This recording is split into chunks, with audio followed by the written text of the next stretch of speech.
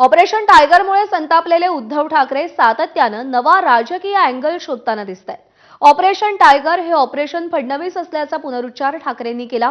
फडणवीस हे पंतप्रधान पदाच्या शर्यतीत असल्यानं त्यांचे पंख छाटण्याचं काम सुरू असल्याची टीका उद्धव ठाकरेंनी केली। वरिष्ठांकडून मुख्यमंत्र्यांचे पंख छाटण्याचं काम सुरू असल्याचं सूतोवाच करताना उद्धव ठाकरेंनी अप्रत्यक्षपणे अमित शहांना लक्ष्य केलंय। यावर भाजपचे नेते चंद्रशेखर बावनकुळेंनी उत्तर दिलंय।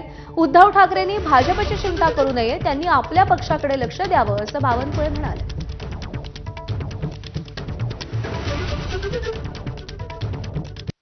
काल माझ्यासोबत तिकडे काल परवा माझ्यासोबत विमानात बसले होते, पण हतबल होते, हतबल म्हणजे कळतच नव्हता मुख्यमंत्री असं काय झालं। ह्या आत्मविश्वास पूर्णपणे गमावलेला हा माणूस, कारण त्यांना कळतंय की आपले पंख कापतायत आणि कापणारे आपलेच बॉस आहेत। आपण करायचं काय, न्याय तरी कोणाकडे मागायचा,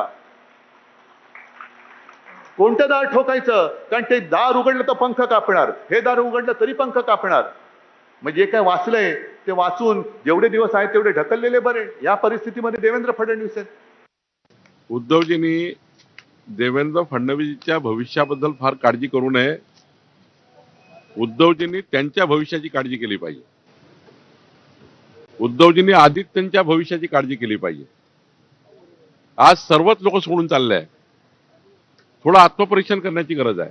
2034 पर्यंत हवे आहेत महाराष्ट्रामध्ये देवेंद्रजी, कारण याकरता हवे आहेत की महाराष्ट्राला विकसित महाराष्ट्र करायचं असेल, 2047चा मजबूत महाराष्ट्र असेल तर 2034 पर्यंत त्यांनी महाराष्ट्रात राहावं अशी कार्यकर्त्याची, जनतेची, महाराष्ट्राची इच्छा आहे।